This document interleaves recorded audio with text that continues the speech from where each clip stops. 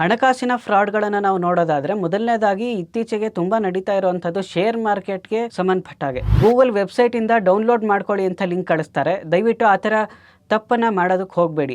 Apple ಅಥವಾ iPhone ಇದೆ ಅಂದ್ಕೊಳ್ಳೆ ಅದನ್ನು ಹ್ಯಾಕ್ ಮಾಡೋದಕ್ಕಾಗದೇ ಇಲ್ಲ ಅಂತ ಭಾವನೆ ಇರೋವಂಥದ್ದು ತುಂಬ ತಪ್ಪು ಅಭಿಪ್ರಾಯ. Anything and everything can be hacked in today's world. Cyber ಫ್ರಾಡ್ಸ್ಟರ್ಗಳು ಸೀನಿಯರ್ ಸಿಟಿಸನ್ಸ್ನ ಈಸಿಯಾಗಿ ಟಾರ್ಗೆಟ್ ಮಾಡ್ತಾ ಇದ್ದಾರೆ ಇಡೀ ಪ್ರಪಂಚದಾದ್ಯಂತ. ಪ್ರತಿ ನಿಮಿಷಕ್ಕೆ ಕೂಡ $1,500 ಮೋಸ ನಡೆಯುತ್ತೆ. ಪ್ರತಿ ವರ್ಷಕ್ಕೆ ಅದನ್ನು ನಾವು ಕನ್ವರ್ಟ್ ಮಾಡಿದಾಗ $6 ಟ್ರಿಲಿಯನ್ ಮೋಸ ನಡೆಯುತ್ತೆ. ಸೈಬರ್ ಕ್ರೈಮ್ ನಡೆಯುವಂಥದ್ದು ಎಲೆಕ್ಟ್ರಾನಿಕ್ ಡಿವೈಸ್ಗಳನ್ನು ಉಪಯೋಗಿಸ್ಕೊಂಡು, ಉದಾಹರಣೆಗೆ ತಗೊಳ್ಳೋದಾದ್ರೆ ಲ್ಯಾಪ್ಟಾಪ್, ಮೊಬೈಲ್ ಅಥವಾ ಟ್ಯಾಬ್ ಆಗಿರ್ಬೋದು ಅಥವಾ ಸ್ಮಾರ್ಟ್ ವಾಚ್ಗಳಿಂದ ನಡೆಯುವಂಥ ಸೈಬರ್ ಕ್ರೈಮ್ಗಳು. ಇದರಿಂದ ಬಚಾವಾಗುವಂತಹ ಕೆಲವು ವಿಧಾನಗಳಿಗೆ ನಾವು ಸೈಬರ್ ಸೇಫ್ಟಿ ಅಂತ ಕರಿತೀವಿ. ನಾವು ಮೊದಲಿಗೆ ಸರ್ಫೇಸ್ ವೆಬ್ ಅನ್ನೋಂಥ ಒಂದು ಇದನ್ನು ನೋಡೋದಾದ್ರೆ ಅದರಲ್ಲಿ 6% ಇನ್ಫಾರ್ಮೇಷನ್ ಮಾತ್ರ ಇರುವಂಥದ್ದು ಒಟ್ಟು 100%ನಲ್ಲಿ.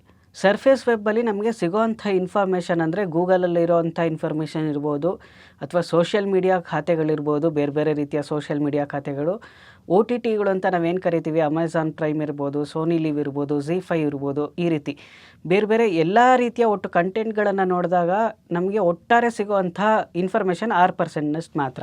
90% ಇನ್ಫಾರ್ಮೇಷನ್ ನಮಗೆ ಡೀಪ್ ವೆಬ್ನಲ್ಲಿ ಸಿಗುತ್ತೆ. ಇಲ್ಲಿ ನಾವು ChatGPT ಅನ್ನು ಅಲ್ಲಿ ಸರ್ಚ್ ಮಾಡುವಂಥ ಇನ್ಫಾರ್ಮೇಷನ್ಗಳಾಗಿರ್ಬೋದು ಅಥವಾ ಕ್ರಿಪ್ಟೋಕರೆನ್ಸಿಗೆ ಬ್ಲಾಕ್ ಚೈನ್ ಏನು ಬರೀತಾರೆ ಅದರ ಇನ್ಫಾರ್ಮೇಷನ್ಗಳಾಗಿರ್ಬೋದು ಅಥವಾ ಟೆಲಿಗ್ರಾಮ್ ಆ್ಯಪ್ನಲ್ಲಿ ಏನು ನಾವು ನೋಡ್ತೇವೆ ಅದರ ಇನ್ಫಾರ್ಮೇಷನ್ಗಳು, ಹಾಗೆ ಸರ್ಕಾರದ ಅಥವಾ ಬ್ಯಾಂಕ್ಗಳ ತುಂಬ ಬೇಕಾಗಿರುವಂಥ ಡಾಕ್ಯುಮೆಂಟ್ಗಳನ್ನು ಏನು ಸೇಫ್ ಗಾರ್ಡ್ ಮಾಡೋದಕ್ಕೆ ನೋಡ್ತಾರೆ ಅದು ಡೀಪ್ ವೆಬ್ಬಲ್ಲಿ ಸೇಫ್ ಮಾಡಿರ್ತಾರೆ. ಇನ್ನು ಉಳಿದಂಥ 4% ಇನ್ಫಾರ್ಮೇಷನ್ ಡಾರ್ಕ್ ವೆಬ್ನಲ್ಲಿರುತ್ತೆ. ಹೆಚ್ಚು ಕಡಿಮೆ ನಮಗೆ ನಡೆಯುವಂಥ ಮೋಸಗಳಲ್ಲಿ ಅಥವಾ ಸೈಬರ್ ಫ್ರಾಡ್ಗಳಲ್ಲಿ ಡೀಪ್ ವೆಬ್ ಉಪಯೋಗಿಸ್ಕೊಂಡು ನಡೆಸುವಂಥ ಮೋಸಗಳು ಜಾಸ್ತಿ ಇರುತ್ತೆ. ಸೈಬರ್ ಕ್ರೈಮನ್ನು ಒಂದು ಎಕಾನಮಿ ಅಂತ ನೋಡೋದಾದ್ರೆ ಇಡೀ ವರ್ಲ್ಡಲ್ಲಿ 3ನೇ ಪಟ್ಟಿಗೆ ಸೇರ್ಕೊಳ್ಳುತ್ತೆ. ಅಂದರೆ ಪ್ರತಿ ನಿಮಿಷಕ್ಕೆ ಕೂಡ $1,500 ಮೋಸ ನಡೆಯುತ್ತೆ ಇಡೀ ಪ್ರಪಂಚದಾದ್ಯಂತ. ಪ್ರತಿ ವರ್ಷಕ್ಕೆ ಅದನ್ನು ನಾವು ಕನ್ವರ್ಟ್ ಮಾಡಿದಾಗ $6 ಟ್ರಿಲಿಯನ್ ಮೋಸ ನಡೆಯುತ್ತೆ. ಈಗ ಭಾರತದ ವಿಷಯಕ್ಕೆ ಬಂದಾಗ ಭಾರತದಲ್ಲಿ ಈಗ ಇತ್ತೀಚಿನ ರಿಪೋರ್ಟ್ 2023 ಡಿಸೆಂಬರ್ ವರದಿ ಪ್ರಕಾರ 10 ಪ್ರಮುಖ ನಗರಗಳಿಂದ ಸೈಬರ್ ಫ್ರಾಡ್ ನಡೀತಾ ಇದೆ. ಮುಖ್ಯವಾಗಿ ನಡೆಯುವಂಥದ್ದು ಫೈನಾನ್ಷಿಯಲ್ ಫ್ರಾಡ್ ಅಥವಾ ಹಣಕಾಸಿನ ಫ್ರಾಡ್ಗಳು. ಹಣಕಾಸಿನ ಫ್ರಾಡ್ಗಳನ್ನು ನಾವು ನೋಡೋದಾದ್ರೆ ಮೊದಲನೇದಾಗಿ ಇತ್ತೀಚೆಗೆ ತುಂಬಾ ನಡೀತಾ ಇರುವಂಥದ್ದು ಶೇರ್ ಮಾರ್ಕೆಟ್ಗೆ ಸಂಬಂಧಪಟ್ಟ ಹಾಗೆ. ನಿಮ್ಗೆ ಇವತ್ತು $1,000 ಇನ್ವೆಸ್ಟ್ಮೆಂಟ್ ಮಾಡಿದ್ರೆ ಅಥವಾ 10,000 ಇನ್ವೆಸ್ಟ್ಮೆಂಟ್ ಮಾಡಿದ್ರೆ ನಿಮ್ಗೆ ಒಂದು ವಾರದಲ್ಲಿ 1 ಲಕ್ಷ ಬಂದ್ಬಿಡತ್ತೆ, 2 ಲಕ್ಷ ಬಂದ್ಬಿಡತ್ತೆ ಅನ್ನೋಂಥ ಒಂದು ಆಸೆ ಹುಟ್ಟಿಸುವಂಥದ್ದು. ಶೇರ್ಗಳಲ್ಲಿ ಇನ್ವೆಸ್ಟ್ಮೆಂಟ್ ಮಾಡುವಾಗ ನಮಗೆ ಮುಖ್ಯವಾಗಿ ಬೇಕಾಗಿರುವಂಥದ್ದು ಡಿಮ್ಯಾಟ್ ಅಕೌಂಟ್ಗಳು. ಡಿಮ್ಯಾಟ್ ಖಾತೆಗಳನ್ನು ನಾವು ತುಂಬ ಫ್ರಾಂಚೈಸಿಗಳು ಅಥವಾ ಅಧಿಕೃತ ಶಾಖೆಗಳಿಂದ ನಾವು ಓಪನ್ ಮಾಡುವಂಥದ್ದು ಬಹಳ ಒಳ್ಳೆಯದು. ಆನ್ಲೈನಲ್ಲಿ ಆಗಿರಲಿ ಅಥವಾ ಆಫ್ಲೈನಲ್ಲಿ ಆಗಿರಲಿ ಬಹಳಷ್ಟು ಕಂಪ್ನಿಗಳಿವೆ, ಸರ್ವಿಸ್ ಪ್ರೊವೈಡರ್ಸ್ ಇವೆ. ಅಧಿಕೃತವಾಗಿ ಸಾಕಷ್ಟು ಕಂಪ್ನಿಗಳು ಕೂಡ ಸರ್ವಿಸ್ ಪ್ರೊವೈಡ್ ಮಾಡ್ತಿವೆ. ಹಾಗಾಗಿ ಯಾವುದೋ ಫೇಸ್ಬುಕ್ಕಲ್ಲಿ ಅಡ್ವರ್ಟೈಸ್ ಬಂತು ಅಂತ ಆಗಲಿ ಅಥವಾ ಇನ್ಸ್ಟಾಗ್ರಾಮಲ್ಲಿ ಅಡ್ವರ್ಟೈಸ್ ಬಂತು ಅಂತ ಆಗಲಿ ಅಥವಾ ವಾಟ್ಸಪ್ ಚಾನೆಲ್ಗಳಲ್ಲಿ ನಾವು ಇವತ್ತು ತುಂಬ ಅಡ್ವರ್ಟೈಸ್ಗಳು ನೋಡ್ತೇವೆ. ಶೇರ್ಗಳಲ್ಲಿ ಇಷ್ಟು ಇನ್ವೆಸ್ಟ್ ಮಾಡಿದ್ರೆ ನಿಮಗೆ ಇಷ್ಟು ಪ್ರಾಫಿಟ್ ಬರುತ್ತೆ, 100% ಪ್ರಾಫಿಟ್ ಬರುತ್ತೆ, 200% ಪ್ರಾಫಿಟ್ ಬರುತ್ತೆ ಒಂದು ತಿಂಗಳಲ್ಲಿ. ಈ ರೀತಿಯ ಒಂದು ಅಡ್ವರ್ಟೈಸ್ಮೆಂಟ್ಗಳು ಏನಿವೆ ಇದು ಅನುಮಾನಕ್ಕೆ ಎಡೆ ಮಾಡಿಕೊಡುವಂಥ ಅಡ್ವರ್ಟೈಸ್ಗಳು. ಹಾಗಾಗಿ ಇದಕ್ಕೆ ಆದಷ್ಟು ಈ ಥರದ ಅಡ್ವರ್ಟೈಸ್ಮೆಂಟ್ಗಳಿಗೆ ಬಲಿ ಆಗದಲೇ ಇರುವಂಥದ್ದು ಒಳ್ಳೆಯದು. ಇತ್ತೀಚೆಗೆ ಇನ್ನೊಂದು ನೋಡ್ತಾ ಇರೋ ಸೈಬರ್ ಫ್ರಾಡ್ಗಳಲ್ಲಿ ನೋಡ್ತಾ ಇರೋದಂದ್ರೆ ನಿಮ್ಮ KYC ಆಗಬೇಕು ಅಂತ ಗೂಗಲ್ ವೆಬ್ಸೈಟ್ ಇಂದ ಡೌನ್ಲೋಡ್ ಮಾಡ್ಕೊಳ್ಳಿ ಅಂತ ಲಿಂಕ್ ಕಳಿಸ್ತಾರೆ. ದಯವಿಟ್ಟು ಆ ಥರ ತಪ್ಪನ್ನು ಮಾಡೋದಕ್ಕೆ ಹೋಗಬೇಡಿ.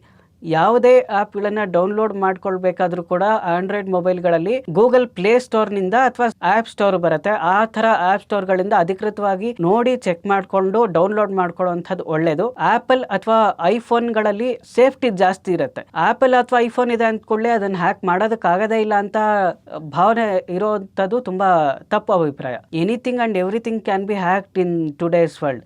Data is the new oil ಅಂತ ಕೂಡ ಕರೀತಾರೆ. ಹಾಗಾಗಿ ಯಾವುದೇ ಆ್ಯಪ್ಗಳನ್ನು ನಾವು ಡೌನ್ಲೋಡ್ ಮಾಡ್ಕೊಳ್ಳುವಾಗ ಆ್ಯಪ್ಗೆ ಎಂಟ್ರ್ ಆದಾಗ ಅದರಲ್ಲಿ ಅವರ ವೆಬ್ಸೈಟ್ ಡೆವಲಪ್ ಮಾಡಿರೋದ್ರ ಬಗ್ಗೆ ಇನ್ಫಾರ್ಮೇಷನ್ ಇರಬೇಕು, ಯಾರು ಡೆವಲಪ್ಮೆಂಟ್ ಮಾಡಿದ್ದಾರೆ ಅವರ ಒಂದು ಇಮೇಲ್ ID ಇರಬೇಕು ಅಥವಾ ಕಾಂಟ್ಯಾಕ್ಟ್ ಇರಲೇಬೇಕು. ಅದನ್ನೆಲ್ಲ ಪರಿಶೀಲಿಸಿ ಡೌನ್ಲೋಡ್ ಮಾಡ್ಕೊಳ್ಳೋಂಥ ಅಧಿಕೃತ ಆ್ಯಪ್ಗಳನ್ನು ಡೌನ್ಲೋಡ್ ಮಾಡ್ಕೊಳ್ಳೋಂಥದ್ದು ಒಳ್ಳೆಯದು. ಆಮೇಲೆ KYCಗೆ ಸಂಬಂಧಪಟ್ಟಾಗೆ ಬ್ಯಾಂಕ್ಗಳಿಂದ ಅಥವಾ ಶೇರ್ ಮಾರ್ಕೆಟಿಂದ ಯಾರಾದರೂ ಕೇಳಿದಾಗ ಆದಷ್ಟು ಆಥರೈಸ್ಡ್ ಬ್ಯಾಂಕ್ ಆ್ಯಪ್ಗಳನ್ನು ಉಪಯೋಗಿಸುವಂಥದ್ದು ಒಳ್ಳೆಯದು. ಅಥವಾ ಹತ್ತಿರದ ಬ್ಯಾಂಕ್ ಬ್ರಾಂಚ್ಗಳಿಗೆ ಹೋಗಿ ಸಂಬಂಧಪಟ್ಟ ಬ್ಯಾಂಕ್ಗಳಲ್ಲಿ KYCಯನ್ನು ಸಬ್ಮಿಟ್ ಮಾಡುವಂಥದ್ದು ಒಳ್ಳೆಯದು. ಕಳೆದ ನವೆಂಬರ್ನಲ್ಲಿ ಹೆಚ್ಚಾಗಿ ನಡೆದ KYC ಮೋಸಗಳಲ್ಲಿ ಸೀನಿಯರ್ ಸಿಟಿಸನ್ಗಳನ್ನ ಟಾರ್ಗೆಟ್ ಮಾಡಿರೋದು ತುಂಬಾ ಗಮನಕ್ಕೆ ಬಂದಿರುವಂತದ್ದು. ಏನಕ್ಕೆ ನವೆಂಬರ್ ಅಲ್ಲಿ ಸೀನಿಯರ್ ಸಿಟಿಸನ್ಸ್ ನ ಟಾರ್ಗೆಟ್ ಮಾಡ್ತಾರೆ ಅಂದ್ರೆ ಲೈಫ್ ಸರ್ಟಿಫಿಕೇಟ್ ಕೊಡಬೇಕಾಗಿರುತ್ತೆ ಪೆನ್ಷನ್ಗಳಿಗೆ. ಒಂದು ಸೆಂಟ್ರಲ್ ಗೌರ್ಮೆಂಟ್ ಎಂಪ್ಲಾಯಿಗಳು ಅಥವಾ ಸ್ಟೇಟ್ ಗೌರ್ಮೆಂಟ್ ನ ರಿಟೈರ್ಡ್ ಎಂಪ್ಲಾಯಿಗಳು ಪ್ರತಿ ವರ್ಷ ನವೆಂಬರ್ ಅಲ್ಲಿ ಅವರ ಪೆನ್ಷನ್ ಬರ್ಲಿಕ್ಕೆ ಲೈಫ್ ಸರ್ಟಿಫಿಕೇಟ್ ಕೊಡಬೇಕಾಗಿರುವಂತದ್ದು ರೂಢಿ. ಈಗ ಇತ್ತೀಚೆಗೆ ಸೆಂಟ್ರಲ್ ಗೌರ್ಮೆಂಟ್ ಆಗ್ಲಿ ಅಥವಾ ರಾಜ್ಯ ಸರ್ಕಾರ ಇರಬಹುದು, ಎಲ್ಲ ಸರ್ಕಾರಗಳು ಕೂಡ ಆನ್ಲೈನ್ ನಲ್ಲಿ ಸಬ್ಮಿಟ್ ಮಾಡಬಹುದು ಪೆನ್ಷನ್ ಸರ್ಟಿಫಿಕೇಟ್ ನ ಅಥವಾ ಲೈಫ್ ಸರ್ಟಿಫಿಕೇಟ್ ನ ಒಂದು ಆಪ್ಷನ್ ಕೊಟ್ಟಿದೆ. ಹಾಗಾಗಿ ಸೈಬರ್ ಫ್ರಾಡ್ಸ್ಟರ್ ಗಳು ಸೀನಿಯರ್ ಸಿಟಿಸನ್ಸ್ ನ ಈಸಿಯಾಗಿ ಟಾರ್ಗೆಟ್ ಮಾಡ್ತಾ ಇದ್ದಾರೆ. ದಯವಿಟ್ಟು ಆನ್ಲೈನ್ ನಲ್ಲಿ ನಿಮ್ಗೆ ಕೊಡೋದಕ್ಕೆ ಗೊತ್ತಾಗ್ಲಿಲ್ಲ ಲೈಫ್ ಸರ್ಟಿಫಿಕೇಟ್ ನ ಅಂತಂದ್ರೆ ಹತ್ತಿರದ ಬ್ಯಾಂಕ್ಗಳಲ್ಲೂ ಕೂಡ ಹೋಗಿ ಸಬ್ಮಿಟ್ ಮಾಡಬಹುದು.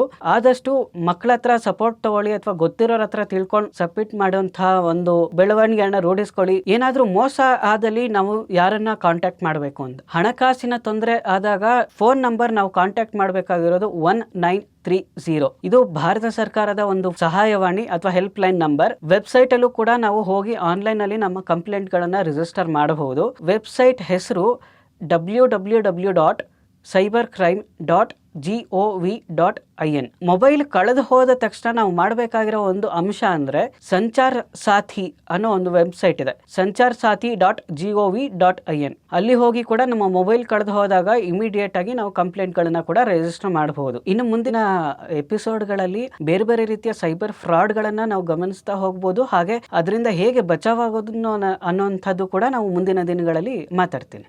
ಧನ್ಯವಾದಗಳು.